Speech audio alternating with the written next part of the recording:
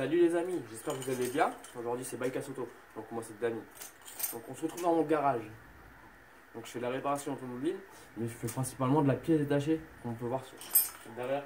Il y a pas mal de pièces détachées pour les voitures. Donc pour ça, si vous cherchez des pièces, n'hésitez pas à aller sur Facebook afin de trouver notre page Facebook et ou par commentaire sur la vidéo et nous demander si on a en stock ou pas cette pièce là pour votre véhicule. Mais d'abord faire un petit tour sur la page Facebook afin de voir ce qu'on a en stock pour notre véhicule. Ça va vous permettre d'éviter de poser des questions et que je vous réponde que j'ai pas en stock. Donc ça, vous allez retrouver le lien de la page Facebook en bas dans la vidéo. Donc comme dans le titre on parle, donc premièrement si tu peux activer t'abonner à la chaîne YouTube. Parce que il y a les voitures qui passent, donc je sais pas si vous allez m'entendre. C'est du direct, donc je peux pas empêcher les voitures de faire un barrage filtrant pour laisser passer ou pas passer les voitures. Donc ouais, comme je disais premièrement, est-ce que tu as pensé à t'abonner à ma chaîne YouTube et d'activer la cloche? La cloche c'est important. C'est pour avoir les notifications de mes nouvelles vidéos. Parce que c'est la première qu'on va faire comme ça et on verra si ça marche. On continuera à en faire d'autres avec d'autres véhicules afin que ça puisse faire le bonheur de certains sur la caméra, mais que ça peut aussi aider d'autres personnes qui ont le même problème que ce véhicule là ou un autre véhicule. C'est pour ça, abonne-toi et active cette putain de cloche. Ça te coûte 2 secondes, c'est gratuit. Donc comme je disais, depuis tout à l'heure il n'y a pas de voiture qui passe et là ça va faire que ça. Pourquoi je sais pas. Bon, donc comme dans le titre de la vidéo c'est écrit, on va tenter de sauver cette fameuse 206 rouge là de la mise en pièces détachées, donc c'est-à-dire de la casse. Donc, ce qui veut dire qu'en fait on va éviter qu'elle finisse, qu'on la démonte, qu'on vende les pièces pour qu'elles soient de nos organes et que les phares aillent sur nos voitures, le moteur sur nos voitures, etc. et patati patata. Ça pourrait être plutôt cool. Cette voiture là elle peut encore servir. Malgré que les gens ils l'ont lâché parce qu'elle était en panne, qu'elle se faisait virer et que ça valait pas le coup de faire des frais dessus. Donc, petit topo, ce véhicule là, je sais pas si je peux le dire. Quand on parle d'argent en YouTube, automobile, c'est pas le top. Mais bon, on verra bien si je me prends un blâme ou pas. Donc ce véhicule là, je l'ai récupéré gracieusement. Il était en panne. Les gens, ils avaient une autre voiture plus récente. Et en fait, pour eux, elle revenait trop cher. Ils avaient essayé en fait de faire des frais dessus. On va parler de ça après. Pour essayer de lui donner une seconde vie quand même, il a laissé tranquille pendant 1 ou 2 ans jusqu'à la fin de son contrôle technique qui se finit en mois de mars. Donc je l'ai récupéré en septembre, c'est genre. Ça va faire pas mal de mois que je l'ai. Et donc, une voiture de merde encore qui passe, une Renault Clio, elle a fait du bordel pour rien. Et donc ouais, ça va faire 5-6 mois que je l'ai. Je n'avais pas le temps de m'en occuper avec les autres voitures que je dois faire, etc. Plus les pièces que j'ai dans le garage. Plus de l'eau. Et donc, j'avais mis un peu de côté. Donc quand j'ai récupéré ce véhicule là, il faut savoir qu'il ne démarrait pas. Rien. Enfin, rien. Le moteur est tourné. Mais bah, il tournait dans le vide. Il démarrait pas, il se lançait pas. Le compteur ça s'allumait pas. La voiture avait le carreau ouvert quand je l'ai acheté. Pourquoi? Bah, il faisait chaud, il faisait bon en septembre. Il faisait un peu de soleil, un peu de chaleur. Et donc ils avaient ouvert le carreau. Moi j'arrive dans la voiture, je le récupère. Content. J'ai gagné la voiture, ouais. Une belle voiture j'ai eu. Merci. Je mets le contact. Rien qui s'allume. Je veux monter la vitre. Rien. La batterie elle est neuve. Donc, ils ont essayé de changer la batterie. Parce que la batterie était morte. Bon, là t'arrives, batterie neuve, pas de contact, la batterie elle a 2 semaines, c'est des petits vieux, ils roulent pas beaucoup. Donc tu te dis, l'alternateur il a lâché, c'est sûr, certain. Le putain d'alternateur a lâché. En fin de compte, tu vois que tu prends la clé dans ta main, et tu vas faire comme si je fais démarrer, et là, il n'y a rien qui s'allume, mais le moteur il fait il tombe dans le vide.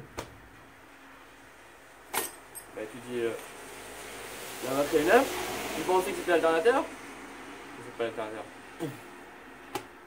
Une panne électronique. Une panne électronique, c'est en 2003 de Peugeot. C'est pas une Renault, c'est une Peugeot. On veut savoir que c'est une panne électronique. Je pensais pas que Peugeot avait ça. Et ben si, non, faut pas les électroniques, Peugeot. Donc, les 4 pneus sont neufs. 4 pneus neufs dessus. Avec 4 enjoliveurs en bon état de chez Peugeot. Donc, après on fera un petit tour, hein, je vous montrerai l'extérieur. Hein. Moi j'ai un peu allumé l'arrière, mais c'est pas de ma faute. J'étais énervé. Et j'ai voulu ouvrir le coffre, mais j'ai pas vu sur le bouton, j'ai pris la trappe, clac, pouf, hop, cassé. Bon. Et donc, ils ont changé la batterie. Elle démarre pas, le carreau est ouvert. Donc, bah, bien sûr, il va pas tarder à pleuvoir. C'était des pétales, comment je vais faire pour faire fermer la fenêtre s'il pleut? Merde. Bon, pas grave, on prend le véhicule, on l'accroche à la Laguna. Bon, la Laguna, c'est un Laguna 2. Et c'est pas un DCI pour les anti-Renault. C'est un i8 16V, 120 chevaux, c'est soupape. Pour ceux que ça passe, 7V, c'est soupape, donc en gros, ça renvoie de la patate. Patate, pas comme du BM, hein. Tu vas pas coller au siège quand tu accélères. Mais bon, ça, on la patate, c'est assez nerveux, ça suffit. Si t'es pas content, tu te dégages, hein. Puis voilà, hein. C'est aussi simple que ça. Et donc, on l'attache, on va la poser. Puis on essaie quand même de faire le carreau parce qu'on va pas la laisser comme ça la nuit, s'il pleut. Je prends la batterie de la Laguna. Bon, bien sûr, bah, elle est trop grosse. Et elle rentre pas dans l'emplacement de la 206. Donc, ce qu'on fait, on la met en biais. On met les cases dessus. Et là, la voiture commence à sonner. Et le compteur il s'allume. Donc, tu prends la vie. Tu dis, s'il te plaît, que tu te fermes, comme moi, ça je peux rentrer, je suis tranquille. Je peux dormir. Ouf. Et c'est fermé. Là, tu dis, bah merde, la batterie elle est neuve, elle affiche pas. Et je prends la grande batterie de la Laguna. Et bizarrement, ça marche. Donc, tu essaies de démarrer rien avec la batterie comme ça en biais. Regarde. Et là, tu dis, il y a vraiment un truc. Et tu vois que le compteur il s'allume, c'est un. Il fait ce qu'il veut. Je prends l'autre batterie qui était dedans à la base, la Vartra, toute neuve, je la mets dedans. Et là, tu fais quoi? Il s'allume le compteur. Yeah. Tu essaies de redémarrer. Là, tu dis, là, il y a un problème électronique. Tu enlèves le contact, et là, tu entends. Tu le mets à ton oreille, tu te rapproches du capot. Et tu as ce fameux petit boîtier là que j'ai changé il n'y a pas longtemps, qui s'appelle un BSM, donc qui est sur la gauche au-dessus de la batterie, qui n'est pas codé avec le kit de démarrage, qui est indépendant, qui fait un bruit bizarre. Je dis bon, toi, eh ben, j'ai trouvé le coupable. Bon, j'en ai trouvé un, je le change. C'est un peu mieux. Donc je prends le BSM d'occasion, il me coûte 20 euros le BSM. D'occasion, ouais, alors en moyenne c'est 50 euros. Là je tombe sur un gars, il m'a fait un putain de bon prix à 20 euros. Et donc je change ce fameux BSM. Là, tu vois que je vais démarrer. Boum, elle calme. Et là tu dis, ah déjà là il y a un problème en moi. C'est qu'elle a commencé à vouloir démarrer. Tu remets un deuxième coup de clé, et elle démarre. Ah yes, magique. C'est bon, je suis putain de mécano. J'ai trouvé la panne et je vais faire un max de billets. Donc au final, tu t'aperçois qu'elle démarre, mais qu'elle a toujours un autre problème. Je dis putain, mais c'est quoi ces 206? Pourquoi je me casse la tête à la faire? Parce que je l'ai graphié. Et que je m'en fous, j'ai envie de m'amuser avec. Pour la refaire. Et donc de là, je dis bon, ça va être quoi? BSM qui déconne, qui est pas bon, parce que le BSM que j'ai pris c'est bien un B5. Or, ce qui se passe, c'est qu'en fait, eh ben, le BSM B5 qui est là n'est pas du tout identique à celui que j'ai mis. Les prises elles passent, mais les fusibles, il y en a qui sont droits là, et l'autre ils sont comme ça. Pourquoi? Je sais pas.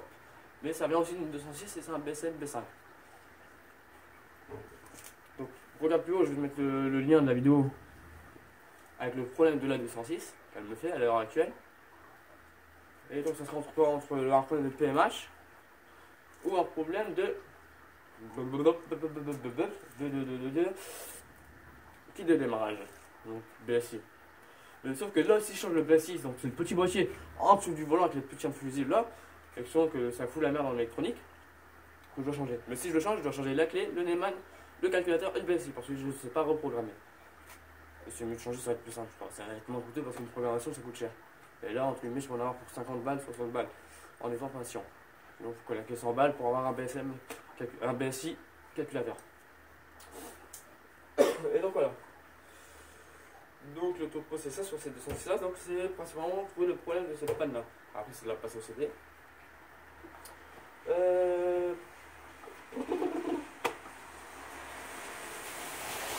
Donc, on va tenter de la faire redémarrer. Donc ça on pourra voir dans une autre vidéo pour le changement etc. Voir si elle remarche. Sinon elle finit en pièces.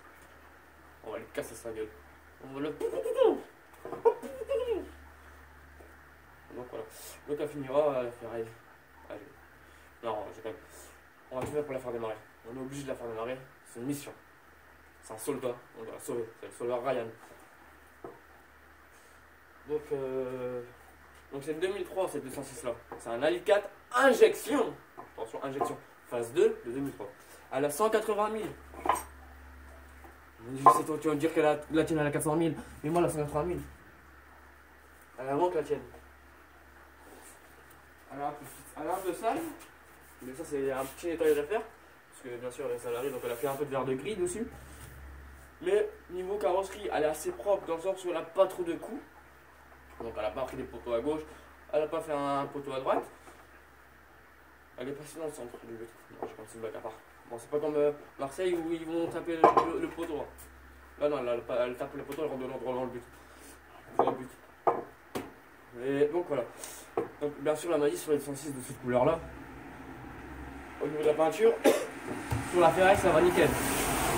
Mais dès qu'on arrive sur des parties en plastique, comme le pare-choc arrière et la calandre, et ben le vernis il craque. C'est le côté esthétique à la con, c'est pourquoi ils ont mis du vernis de merde sur la voiture. Au final, on est emmerdé parce que ça craque, ça fait dégueulasse. Donc sur celle-là, on doit voir pour changer le kit de démarrage, la nettoyer pour qu'elle soit propre, extérieurement, premièrement. Et deuxièmement, la nettoyer intérieurement. Bon, les sièges sont protégés à première vue par des housses, c'est plutôt cool. J'ai regardé en dessous des housses souvent parce que souvent quand il y a une housse, tu dis je vais pas l'ouvrir, je vais pas regarder. Parce que souvent il y a un putain de trou. Et dedans il y a un nid de souris. Et là non. En fait, les sièges sont super propres. Il y a un petit coup de nettoyage, mais et encore ça va encore, ça serait raisonnable. Donc c'est du tissu, c'est pas en cuir dedans. Et il n'y a pas de trou. Par contre, je veux dire que sur le côté de la voiture, là, entre les deux sièges, et ben il y a au moins 1 kilo de tabac. Parce que l'ancien propriétaire sous là devait fumer la pipe. Donc tu sais que ça passe à la pipe là, comme le capitaine Haddock. Et que ça fait de la fumée là. Et ben il y a plein de tabac de pipe. Il y a des pins en plastique là d'un jeu célèbre de société, je sais pas c'est quoi, je ne saurais pas le dire. Vous verrez par vous-même quand je vais vous montrer l'intérieur. Pourquoi il y a ça dedans, je sais pas, ils m'ont mis les pitres, ils m'ont pas mis le plateau qui va avec. J'aurais bien voulu faire une partie. Et ben en fait je peux pas. C'est le fameux jeu avec les trucs de couleur qu'il faut trouver le code. T'as compris? Ah, toi t'es intelligent toi. Toi t'es intelligent, t'as tout compris. Donc un arrière, derrière, extérieur. La vidange dessus de l'huile elle a été faite. Vidange d'eau elle a été faite. Donc c'est nettoyage intérieur, extérieur. Je vais le refaire. Petit démarrage.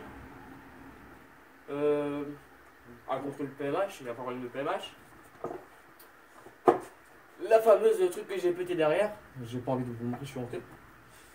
C'est-à-dire, je suis méchant. C'est quand un animal, je l'ai fait après, je l'ai fait mal. Je suis désolé, j'ai pas vu ce que j'ai énervé. Bon, ça arrive. C'est des choses qui arrivent. Donc voilà. Alors, c'est tout ce que j'ai à vous dire dessus. Puis alors, je crois qu'elle aura aussi une petite fuite d'échappement là en plein milieu. Mais c'est la maladie chez les Peugeot. Au niveau du connecteur entre l'intermédiaire et le catalyseur. Voilà. Donc, on va aller faire un petit tour de voiture. Hop, je vous prends. Alors, 4 beaux pneus quasiment neufs. Ils avaient été changés il y a moins d'1 an. Donc, hop, hop, hop, hop, hop, hop. Voilà ce que vous parlez. Donc, la fameuse maladie du pare-choc. Le vernis qui craque. Et ça, c'est moi. C'est moi qui l'ai frappé. Ah bah, énervé, je l'ai frappé. En fait, j'ai voulu lever là. Et j'ai levé, crac, ça m'est resté dans les mains. Et on peut voir que, bah, il y a le petit bout qui se balade tout seul dans le coffre. Et je voulais pas la taper, je vous jure, je voulais pas la taper. C'est promis. Donc, Pareil, c'est beaux enjoliveurs verts dessus. Tac, tac, tac, tac, tac, tac, tac, tac. Et là, on peut voir aussi que sur la calandre, le vernis craque. Regardez-moi ces beaux phares, ils sont tout beaux, tout propres. Attention, oula la bête. Vous êtes prêts? Oula la bête. Tadam! Le fameux 1,4 litre injection de chez PSA. C'est de la fusée, mon frère. Non, ça roule bien. Ça consomme peu, mais ça roule bien. Et voilà le fameux BSM que j'ai changé pour la redémarrer. Rien de très compliqué, il suffit de le changer. Ça va vite. Hop. Attention. Par contre, là, fermer les yeux, ça me pique. Hein. Donc, on peut voir intérieurement, elle est plutôt propre. Sous les sièges, vous voyez bien. Bon, un bon coup de nettoyage, mais ils sont pas abîmés. Ils sont encore bien fermes, ceux-là. Les deux. Franchement, ça fait peur quand on voit qu'il y a des housses dans une voiture. On se dit, putain, il doit y avoir un de ces trous en dessous. Même l'arrière, ça va être propre. Bon, j'ai un peu mis la plage à l'arrache là. Alors, par contre, le côté négatif, c'est que, bah là, regardez. Du tabac, c'est à bout. On en vendra tout ça à bout. Bon, il y a même des élastiques là, le fameux truc d'élastique là-dedans. Voilà, et regardez. C'est ça le truc que je vous parlais. Tu te souviens, c'est quoi ce jeu-là? Qui était super beau à voir, tout le monde voulait jouer, et qu'on pétait tous un cas parce qu'on trouvait pas le putain de code. Donc voilà, attention, autoradio d'origine. Et c'est une première main cette voiture là, dites-vous. Regardez-moi, elle est toute belle. Donc voilà. Donc j'espère que tu as aimé cette vidéo là. Et je te dis abonne-toi, là juste en dessous. Appuie sur abonner, abonnez-vous.